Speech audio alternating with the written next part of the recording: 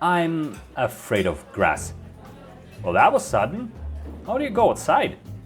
Well, I mean, not all grass, just a specific one. Let me just explain. Where do I even start? It was a long, long time ago, on a nice summer day. I was just a 2-year-old brat running around checking out all the curious things. Tree, flower, worm on the ground. When suddenly I see an interesting sight. Another small human just like me standing on the other side of the fence. Curious. We shall now interact. Indeed, brother. So I get to the fence and have a little chat with my new best friend when I suddenly hear my mom scream, "Son, you're standing in nettles!" Mom seemed scared. I must be in danger. I look down and see a plant I've never seen before. Oh boy, I'm gonna sting you so bad. Oh boy, you're screwed, kid. I'm gonna end you. And there it was, the moment of truth.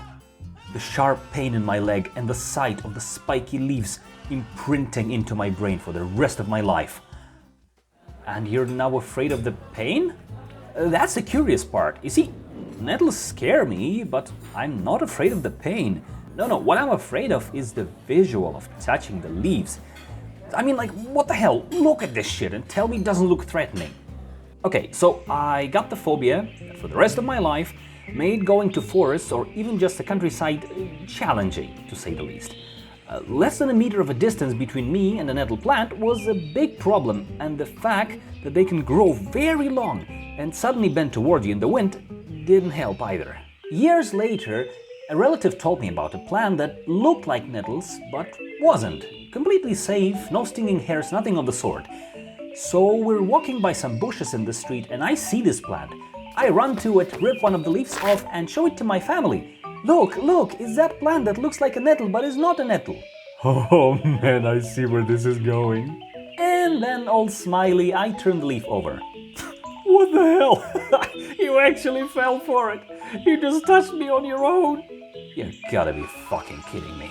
You know, thinking of it, nettles seem to have very good comedic timing. Never stung me right away. They were deliberately waiting. I swear, these things are messing with me. I actually got quite good at avoiding nettles by smelling them. I guess my survival instincts kicked in or something. Put me into a garden with thousands of plants and I will pick up its smell like a dog and find it. A useful skill for sure, but can also be terrifying. Wait, how would it be terrifying if you use it to avoid nettles? Well, the problem is I always know when they're around, whether I want to or not. And let's just say, sometimes ignorance is bliss. So I was once in a forest with my dad, and we took a little tour deeper into the forest. But the shortest way back was through one of those really overgrown areas with grass and bushes all the way up to your waist. Dad, can we just go back the way we came? What? Why? The car is like 10 steps away. Well, nettles? Son, don't be ridiculous. There are no nettles there. Let's go. Okay. So we went through the grass, and halfway to the car, while I couldn't see anything below the top layer of leaves, I could smell. Boy, did I smell some impending doom under those leaves. All while I was wearing shorts. They were there, under the grass, and there were many. I felt like a young US soldier in the jungles of Vietnam, ready to receive a pointy bamboo stick up my bum. But either gods were merciful to me that day, or I was incredibly lucky, but somehow I haven't been stung. I'm pretty much 100% sure I've brushed some nettles with my skin. But I guess I haven't brushed against the stinging parts hard enough. Okay, but if it's that bad, haven't you tried to, I don't know, overcome it? Kind of. So why haven't you? Honestly, the main part is because itching is really annoying. I'm perfectly fine with pain, but itching is very uncomfortable for me.